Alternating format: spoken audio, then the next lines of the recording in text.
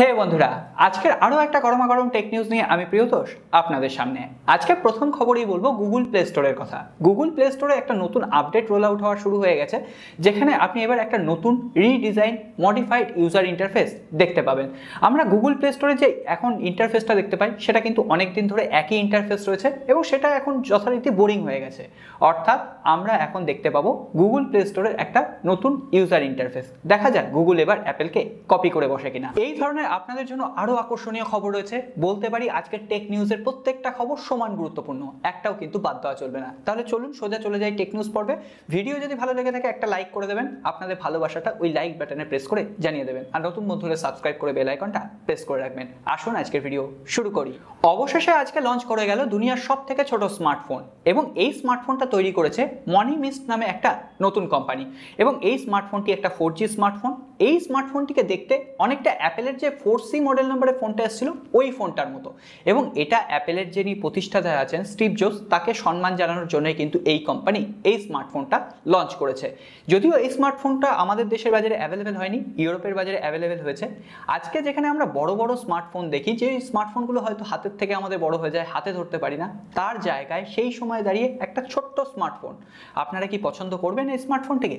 এই স্মার্টফোনে রয়েছে একটা 13 মেগাপিক্সেলের ক্যামেরা, এর সঙ্গে সঙ্গে মিডিয়াটেকের একটা বাজেট ক্যাটাগরির চিপসেট রয়েছে। দাম বেশি নয়, ইন্ডিয়ার বাজারে যদি আমি দামটাকে কনভার্ট করে বলি তাহলে মোটামুটি 7 থেকে 8 হাজার টাকা দাম দাঁড়ায়। এরপরে যদি দামটা বাড়ানো হয়, কোম্পানির পক্ষ থেকে বলে দেওয়া হয়েছে, তাহলে এটার দাম করা হবে 11,000 টাকার আশেপাশে। এই ফোনটা সম্পর্কে আপনারা কতজন ইন্টারেস্টেড অবশ্যই কমেন্ট বক্সে লিখে জানান। এরপরে আমরা সোজা চলে আসবো রিয়েলমির কাছে। কি একটু অবাক হলেন তো? রিয়েলমিকে নিয়ে আমি এপিসোডের লাস্টে কথা বলি, হঠাৎ আজকে আগে কেন কথা বলছি? আজকে আরও এক্সাইটিং খবর রয়েছে এই খবরগুলোর থেকেও। রিয়েলমি জিটি মাস্টার এডিশন, এই ফোনটাকে নিয়ে আগেই কথা হয়ে গেছে। রিয়েলমি কিন্তু এই ফোনটা লঞ্চের জন্য তোড়জোড় শুরু করে দিয়েছে। আজকে এই ফোনটি গিগবেঞ্চে এনলিস্টেডও হয়ে গেছে। সেখান থেকেই আমরা জানতে পারছি এই ফোনটাতে থাকবে কোয়ালকম স্ন্যাপড্রাগন 870 প্রসেসর। হ্যাঁ, এর সঙ্গে সঙ্গে একটা স্যামসাংয়ের এলপিটিও ডিসপ্লে থাকবে, 120 হার্জ রিফ্রেশ রেট থাকবে, 50 মেগাপিক্সেলের ট্রিপল লেয়ার ক্যামেরা থাকবে, 50 + 16 + 2 মেগাপিক্সেলের 32 মেগাপিক্সেলের সেলফি ক্যামেরা থাকবে, 4500 mAh এর ব্যাটারি, এবং এখানে 65 ওয়াটের ফাস্ট চার্জার অ্যাভেলেবেল থাকবে। এমনকি এই ফোনটার বেশ কিছু লাইভ ইমেজও কিন্তু সামনে চলে এসেছিল, অলরেডি আপনাদের সাথে শেয়ার করেছিলাম। আজকে ভারতের যিনি রিয়েলমি সিইও আছেন মাধব স্যার, তিনি অলরেডি কিন্তু এই ফোনটাকে অফিসিয়ালি টিজ করা শুরু করে দিয়েছেন। অর্থাৎ এই মাসে না হলেও আগস্টের প্রথম উইকেই কিন্তু এই ফোনটাকে আমরা ভারতবর্ষের মার্কেটে অ্যাভেলেবেল দেখতে পেতে পারি। এরপরে অফিসিয়ালি এটা বাংলাদেশের বাজারেও লঞ্চ হবে। দেখা যাক কোন প্রাইস পয়েন্টে এটা লঞ্চ হয়। মোটামুটি আপনি ধরে রাখতে পারেন 25 থেকে 30 হাজার টাকার প্রাইস রেঞ্জেই এটা লঞ্চ হবে। বাংলাদেশে গেলে এটা 35 থেকে 36 হাজার টাকার আশেপাশে। এরপর আমরা চলে আসবো আইফোনের খবরে। আমরা ভাবি আইফোন সবসময় মহান, সেখানে কোনো রকম বাগস থাকে না। অবশেষে আইফোন ইউজাররা কিন্তু এবার একটা নতুন সমস্যার সম্মুখীন হয়েছেন। আইফোনগুলোতে একটা নতুন আপডেট রোল আউট করা হয়েছে 14.7। সেখানে ওয়াইফাই ডিসকানেক্ট হয়ে যাওয়ার মতো কিন্তু একটা প্রবলেম দেখা দিচ্ছে। সেটা আপনি আইফোন 6s ইউজ করুন বা আইফোন 12, অটোমেটিক নাকি এটা রিস্টার্ট হয়ে যাচ্ছে। এবং অ্যাপেলের তরফ থেকে এটা অফিসিয়ালি জানানো হয়েছে খুব তাড়াতাড়ি তারা একটা আপডেট রোল আউট করবে এবং সেখানে এই প্রবলেমটা তারা সলভ করে দেবে। অ্যাপেল তো আমরা ভরসা করতে পারি এই প্রবলেমটা সলভ হতে বেশি দিন টাইম লাগবে না।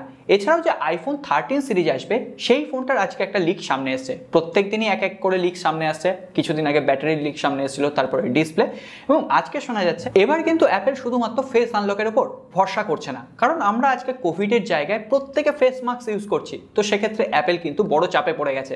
তো সেক্ষেত্রে শোনা যাচ্ছে আইফোন 13 প্রো এবং প্রো ম্যাক্সে নাকি সাইড প্যানেলে তারা এবার ফিঙ্গারপ্রিন্ট সেন্সারটাকে প্লেস করবে।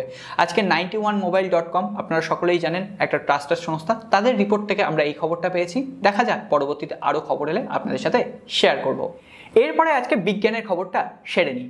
আপনি ভারতীয় হলে আজকের এই বিজ্ঞানের খবর শুনে আপনার কিন্তু অবশ্যই গর্ববোধ হবে।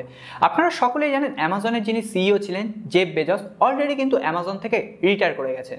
এখন আপনারা বলবেন আমি কি পাগল হলাম নাকি? এর সঙ্গে গর্বিত বোধ করার কি কারণ রয়েছে? অবশ্যই রয়েছে, একটু শুনুন। আপনারা সকলেই জানি যে জেফ বেজস অ্যামাজন থেকে রিটায়ার করার পর মহাকাশে যাবেন, সেই ধরনের সমস্ত ব্যবস্থাপনা কিন্তু কমপ্লিট। এবং যে মহাকাশ যানটিতে যাবেন, সেখানে মহাকাশ যানে তিনি এবং তার ভাই যাবেন, সঙ্গে আরও 3 জন মানুষ যাবেন, অর্থাৎ টোটাল 5 জন। এই 5 জনের মধ্যে আজকে আরও একজন সিলেক্টেড হয়েছেন। তিনি হচ্ছেন ভারতীয় বংশোদ্ভূত সিরিসা বান্দালা, এবং তিনি যাবেন হচ্ছে সরকারি বিষয় এবং সংস্থার গবেষণা কার্যক্রম নিয়ন্ত্রণ করার জন্য। অবশ্যই ভারতীয় হিসেবে একটা গর্ব করার দিন। তারা সফলভাবে যাত্রা করুক এবং সফলভাবে আবার পৃথিবীর মাটিতে ফিরে আসুক। আমাদের পক্ষ থেকে তাদের প্রতি এই শুভকামনাই থাকবে। আজকে Xiaomiর তরফ থেকে কিন্তু বেশ কিছু ইন্টারেস্টিং খবর রয়েছে। তার আগে আমরা একটু OnePlus কে নিয়ে কথা বলবো। OnePlus Nord C এই ফোনটা কিছুদিন হলো ভারতবর্ষের মার্কেটে লঞ্চ করেছে, বাংলাদেশেও আনঅফিশিয়ালি পৌঁছে গেছে। এই ফোনটার অলরেডি রিভিউ করেছি, আপনারা যদি মিস করে গিয়ে থাকেন আই বাটনে লিংক দিলাম, অবশ্যই একবার দেখে নেবেন। মোটামুটি ঘাটিয়া ফোন বলা চলে, আমার খুব একটা ভালো লাগেনি। OnePlus Nord C এই ফোনটা লঞ্চ করেছিল 22,999 টাকা বেস ভ্যারিয়েন্ট। অবশেষে আজকে আরো 2000 টাকা এই ফোনটার দাম বাড়িয়ে দেওয়া হলো 24,999 টাকা। শুধুমাত্র OnePlus যারা ব্র্যান্ড ভ্যালুর ঝোঁকে এই ফোনটা কিনতে চাইছেন তারাই এই ফোনটা কিনবেন, না হলে 25,000 টাকায় এর থেকে অনেক বেটার অপশন আপনি পেয়ে যাবেন। তাহলে সরাসরি Xiaomiর খবরে চলে আসি। Mi 12, হ্যাঁ, Xiaomiর যেটা পরবর্তী ফ্ল্যাগশিপ লেভেলের ফোন হবে সেই ফোনটা শোনা যাচ্ছে Qualcomm Snapdragon 895 প্রসেসরের সাথে লঞ্চ হবে, এবং Xiaomiর অফিসিয়াল তরফ থেকে বলে দেওয়া হয়েছে যতই দেরি হোক না কেন এই বছরের শেষের মধ্যেই কিন্তু চায়নার বাজারে Mi 12 সিরিজ তারা লঞ্চ করে দেবে। অর্থাৎ এখন আর এক বছরও যাচ্ছে না, 6 মাসের মাথায় আরও একটা নতুন সিরিজ আমরা দেখতে পাচ্ছি, তাও আবার ফ্ল্যাগশিপ লেভেলের সিরিজ। অবশেষে ভারতের বাজারে লঞ্চ করতে চলেছে রেডমির তরফ থেকে আরও একটা 5G device Redmi Note 10T। এই রিব্র্যান্ডেডের খেলা যে কবে শেষ হবে, Redmi Note 10T এই ফোনটা কিন্তু বেশ কিছুদিন আগে চায়নার বাজারে লঞ্চ করেছিল, ওইখান থেকে রিব্র্যান্ডেড হয়ে POCO M3 Pro এই ফোনটা ভারতের বাজারে লঞ্চ করলো। আবার সেম স্পেসিফিকেশন দিয়ে Redmi Note 10T ভারতের বাজারে আবার লঞ্চ করছে। কি সমস্তটা গুলিয়ে গেল তো? রেডমিরও সমস্ত গুলিয়ে গেছে।